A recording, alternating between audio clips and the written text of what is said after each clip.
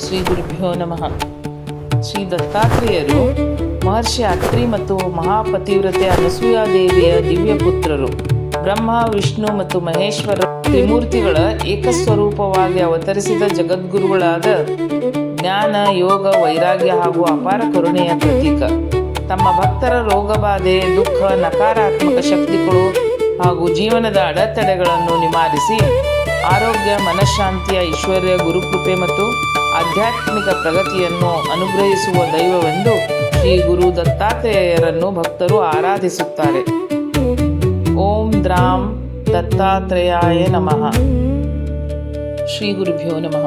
ಶ್ರೀ ದತ್ತಾತ್ರೇಯ ದ್ವಾದಶ ನಾಮಃ.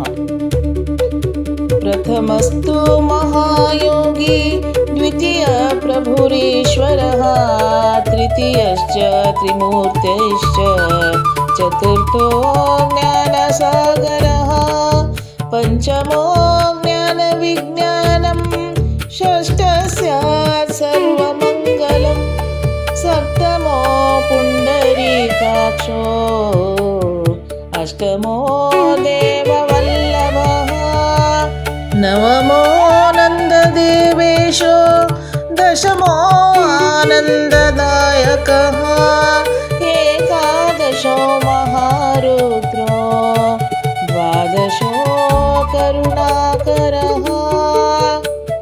ಏತಾನಿ ದ್ವಾದಶ ನಾಮಾನಿ ದತ್ತಾತ್ರೇಯ ಮಹಾತ್ಮನಾ ಮಂತ್ರರಾಜೇತಿ ವಿಖ್ಯಾತಂ.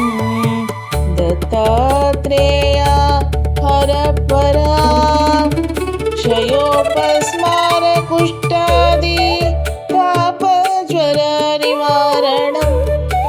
ರಾಜದ್ವಾರೆ ಪದೇ ಘೋರೆ ಸಂಗ್ರಾಮೇಶು ಜಲಾಂತರೆ, ಗಿರೆ ಗುಹಾಂತರೆ ರಣ್ಯೆ, ವ್ಯಾಘ್ರಚೋರ ಭಯಾದಿಷು, ಆವರ್ತನೆ ಸಹಸ್ರೇಷು, ಲಭತೆ ವಾಂಛಿತಂ ಫಲಂ.